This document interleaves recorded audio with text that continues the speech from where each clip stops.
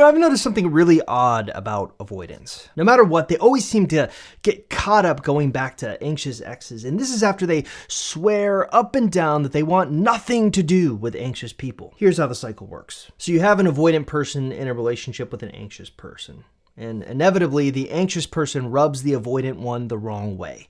This causes the avoidant to break up or walk away. Now, this is where most people think the cycle ends. The avoidant person has gotten their freedom. They're happy to be alone. Only they're not. See, at first, I think they do feel relief. They finally have space. There's no more pressure, no more overwhelming emotions, no one demanding intimacy from them. And this is where the anxious person typically makes the classic mistake. They panic and chase. Of course, this chase actually helps the avoidant feel even more certain that leaving was the right choice. So they withdraw even further, reinforcing the idea that anxious people are just too much for them. Time passes. The anxious person, after exhausting all of their efforts to bring the avoidant back, eventually gives up and they stop reaching out. They start moving on. And this is where something strange happens. The avoidant, who seems so confident in their decision, suddenly starts thinking about the anxious ex. Now, at first, it's subtle. A memory here and there, a song that reminds them of a moment they shared. But then, curiosity creeps in. I wonder what they're up to. That curiosity turns into nostalgia, and nostalgia turns into longing. Why? Well, because despite everything, the anxious ex is the one person who made them feel something. And that's rare for avoidants. So they do the classic avoidant move. They reach out in an indirect way, maybe a random text. Hey, hope you're doing well. Maybe they like an old photo on Facebook. Maybe they slide into a mutual friend's messages to get intel. And if the anxious ex responds with warmth, boom, the cycle resets. Why? What could possibly be going on in an avoidant's head? Well, there's two big things that cause them to consistently be drawn to anxious exes. And we'll start with the simplest one first. Thing number one, the doomed relationship trapdoor. All right, so what are the basic things we know about the avoidant attachment style? Well, we know that they believe that true intimacy will lead them to being trapped, controlled, or drained. Their survival mechanism is to keep people at an arm's length. They have a really odd emotional regulation style. When overwhelmed, avoidants withdraw instead of seeking support. They have a deep fear. They fear engulfment more than loneliness, so they preemptively structure their relationships to fail. And this is where the doomed relationship trapdoor comes in. Avoidants don't just end up with anxious partners by accident. They pick them on purpose. Why? Well, because deep down, they know an anxious partner will always want more than they're willing to give. They know an anxious partner will text first. They know an anxious partner will keep trying even when they shut down. They know an anxious partner will cling harder when they create distance. And this actually works for the avoidant because it creates a built-in exit strategy. By choosing a relationship that's doomed to fail, they never have to risk real closeness. They can keep the anxious person at a safe distance, all while convincing themselves, see, relationships never work. People always want too much from me. I knew this would happen. A few months ago, Tita here was stuck in a vicious cycle, desperate to get her dismissive avoidant ex back, making every mistake you can imagine. Then something clicked. Not only did her avoidant ex come back, all of her exes did. You seem to have, yeah, and I guess that's the really difficult part. And you said like all your exes came back though, like every single one. Every single and more. It wasn't just my ex, it was literally everybody I've known from my whole entire existence. So what changed? Well, she discovered a new blueprint for success with avoidance. Instead of chasing, overanalyzing, and waiting, Tita shifted her entire focus onto herself. Now, the craziest part is the moment she stopped trying, her avoidant came back like a rubber band. But here's the thing. This isn't just Tita's story. I've seen it happen over and over again. The people who get avoidance to regret leaving don't chase. They follow a simple step-by-step system that shifts the power dynamic and makes avoidants realize what they lost. That's why I built an entire program to make your avoidant regret losing you. I'm giving you everything. My full course library, a private community, and weekly live streams that I do. Now, normally I sell all of this stuff separately, but for a limited time, YouTube watchers get 50% off everything for just a one-time payment of $97. Just everything you need to make your avoidant regret losing you and reignite their obsession. So click the link in the description to get instant access. Don't wait, because this offer may not last forever. All right, let's get back to the video. It's the perfect self-fulfilling prophecy. But here's the kicker. When the anxious partner finally gives up and walks away, the avoidant loses the very thing that made them feel emotionally safe. The certainty that the anxious person was always there. And that's probably the biggest misconception about avoidance. Everyone always assumes that avoidants want to be alone, and on the surface, they do. They say it, they act like it, they even feel relief after a breakup at first. But if they truly wanted to be alone, why do so many avoidants circle back to their anxious exes? Why do they return to the very person they once pushed away? This is where the avoidance hidden paradox comes in. See, avoidants don't actually want no connection, they just want controlled connection. They want intimacy on their terms, at a level that never threatens their autonomy. Too much closeness, well, that's overwhelming. Time to withdraw. Too much distance, well, I'm lonely. Time to re-engage. And this creates a cycle where the avoidant vacillates between two competing needs. The need for freedom, so the minute a relationship starts demanding more emotional engagement, the avoidant feels trapped. They panic and pull away. And the need for connection. Once they're alone for long enough, loneliness creeps in. They start reminiscing. They remember the warmth, the emotional validation, the sense of being wanted. And here's where things get really twisted. The anxious ex represents the safest connection for them to return to. They don't have to risk being vulnerable with someone new. They don't have to do the emotional work to build trust from scratch. They don't have to face actual rejection, because anxious partners are likely to take them back. So they chase the anxious ex just enough to restore the balance.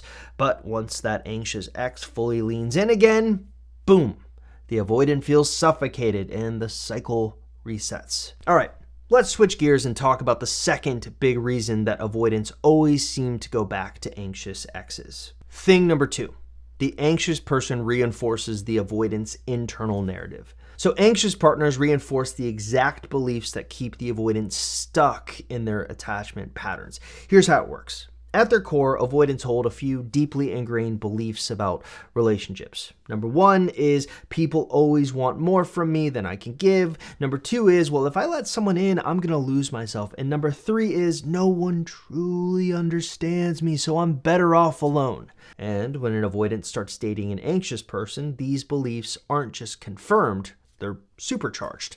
So let's play this out over the course of 4 big phases. So phase 1 is going to be the relationship starts off idealized. At the beginning, the anxious person is loving, they're affectionate, and deeply invested in the relationship. The avoidant, feeling the high of early attraction, convinces themselves that, maybe this time is going to be different. But as the relationship deepens, the avoidant starts feeling pressure to emotionally engage at a level they aren't comfortable with. The anxious partner asks for reassurance, they seek for more closeness, they express their fears of abandonment, and all of this just overwhelms the avoidant, who starts withdrawing. And this kicks off phase 2. The avoidant pulls away and the anxious partner panics. So this is the moment where the cycle really kicks in. The avoidant, sensing emotional demand, instinctively distances themselves. And how does the anxious person react? Not well. They double down on closeness. They over-communicate their feelings. They try harder to fix things. So to the anxious partner, this is a desperate attempt to keep the relationship alive. But to the avoidant, it confirms everything they feared. See, this is exactly what always happens. They need too much from me. They won't let me breathe. So they pull away even more, creating the exact rejection the anxious partner feared, reinforcing their internal narrative too, which kicks off phase 3. The avoidant leaves, but the anxious partner stays stuck. So eventually the avoidant partner decides, I can't handle this intensity anymore. So they break up or go completely distant. And at first, they'll feel relief. Meanwhile, the anxious partner is just stuck in the pain, unable to move on. They continue analyzing every interaction, replaying the relationship and hoping for a reconciliation. And here's where things get interesting. The avoidant senses this lingering attachment, and even if they don't reach out immediately, knowing someone out there still longs for them is a powerful form of validation. They can leave, but still feel wanted. They can withdraw, but still know they made an impact. They don't have to work for emotional intimacy. The anxious partner is already offering it unconditionally. And that leads us to phase 4. The avoidant comes back for a hit of emotional security. All right, so once the avoidant's initial relief fades, they start to feel this low-level emptiness. Now, this isn't necessarily love. It's a craving for the emotional reassurance they lost when they walked away. They start wondering, well, I wonder if they're still thinking about me. So they'll casually check their ex's social media. They'll send a friendly text out of nowhere. Why? Well, because the anxious ex is the easiest source of emotional validation. And when the anxious person responds with warmth, nostalgia, or hope, boom! The avoidant gets the confirmation they need. I still matter to them. I'm still wanted. I still have control. But the second the anxious partner tries to reestablish deep intimacy again, overwhelm, distance, the cycle repeats. Now, in the past, I've talked a lot about how avoidant individuals treat anxious individuals almost narcissistically. Now, narcissists, if you're not aware, operate with one thing in mind. They want to fill up their supply. And it's to the point that narcissists have what I call a supply Rolodex. Think of this like a never-ending catalog of emotional resources, a mental filing system where the narcissist keeps track of who they can extract validation, attention, and control from at any given moment. Now, each person in the narcissist's life is categorized based on how useful they are for supplying admiration, affection, or emotional energy. So you'll have like a primary supply. This is like the main person giving them constant validation. This can be a partner, a close friend, or even a coworker that they manipulate. They'll have what I like to call backup supply. This is exes, old flings, people they know will respond if they ever need attention. And then they have the emergency supply. The people they've discarded but keep on the back burner just in case they need an ego boost down the line. Now, why does this matter for avoidance? Well, because some avoidants develop a similar pattern, though it's not always as intentional or malicious as with narcissists. Instead of using people purely for ego fuel, avoidants unknowingly rotate between emotional connections based on what they need at the time. So when they feel overwhelmed, they push people away. When they feel lonely, they reach out, but only just enough to restore the balance without getting too close. And this is why avoidants keep going back to anxious exes, because in their subconscious supply Rolodex, the avoidant partner is always available. If they need comfort, the anxious person will provide it. If they need validation, the anxious person will give it. If they need to feel like they could be in a relationship without actually committing, well, guess what? The anxious person is the perfect option for that. But just like with narcissistic supply, the moment the avoidant actually gets what they're chasing, deep emotional connection, they shut down again. Because that's when their core fear of losing themselves in a relationship kicks in. And so, with the battery filled, they're cool until it runs out again and they need another hit. But what if you're on the receiving end of this treatment? I mean, I spend so much time today dissecting the avoidant person's point of view. What if you're the anxious person? What if you can't quit your ex? You're stuck in an endless cycle of giving yourself over to the avoidant only for them to use you and spit you out. So, about 4 years ago, I had a coaching client. Let's just call her Bianca. Now, Bianca was incredibly kind. She always put others first. She had a heart that made it easy for people to take advantage of her. And unfortunately, that's exactly what happened. She found herself trapped in a cycle with a hardcore avoidant and possibly even a narcissist. I mean, this guy played every trick in the book. He would sleep with her, get what he wanted, and then disappear. No calls, no texts, nothing.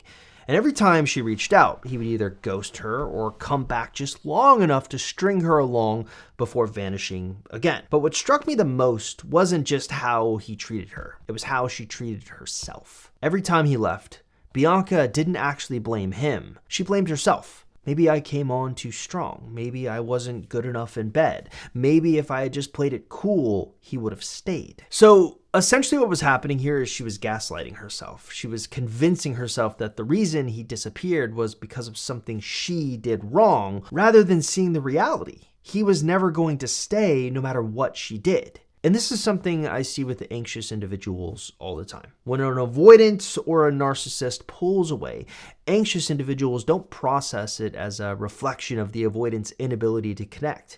Instead, they internalize it as a personal failure. I must have been too much. If only I had been cooler, they wouldn't have left.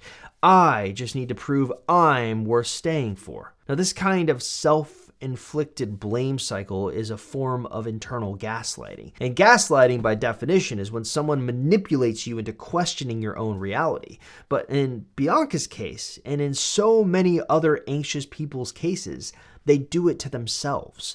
They rewrite history. They convince themselves that if they had just done things differently, the avoidant would have stayed. But here's the truth. Avoidants, and especially narcissists, leave because that's what they do. Not because of anything you said, didn't say, did, or didn't do. And until Bianca could see that his disappearing act wasn't a reflection of her worth, but of his avoidance of intimacy, she was never going to break free. So, how did she finally break this cycle? Well, the turning point came when I told her something that made her pause. What if the problem isn't that you're too much, but that he's too little? For the first time, she stopped blaming herself and started looking at him, at his behavior, at his inability to stay, no matter how much love and patience she poured into him. And when she finally saw the pattern for what it was, she walked away for good. Now, here's the crazy part. The second she stops chasing, he comes running back. But by then, she had already realized the truth. It was never her job to fix someone who was determined to stay broken. And that's the mindset shift. That's what I think anxious people need to hear. Because the real trap isn't just the avoidant. It's the belief that if you love them hard enough, wait long enough, or prove yourself worthy enough, they'll finally stay. That's the lie that keeps anxious people stuck. The idea that if you just crack the code, you'll unlock the version of them that loves you back. That if you suffer enough, wait long enough, or become exactly what they need, then they'll finally see your value. But the truth, the way someone treats you isn't a reflection of your worth. It's a reflection of their capacity. And you can't force someone to have a capacity that they don't. You can't make them emotionally available. You can't make them love in a way they aren't built to. You can't make them ready for something they don't want to be ready for. But you can make a different choice for yourself. You can stop trying to prove yourself to someone who never saw your worth to begin with. You could walk away from a dynamic that only ever gave you anxiety and self-doubt. You can let go. Not to get them back, not as some reverse psychology tactic, but because you deserve better than this cycle. Because the moment you stop fighting to be chosen by someone who is never going to choose you fully, well, that's the moment you choose yourself. And that's the moment you finally break free.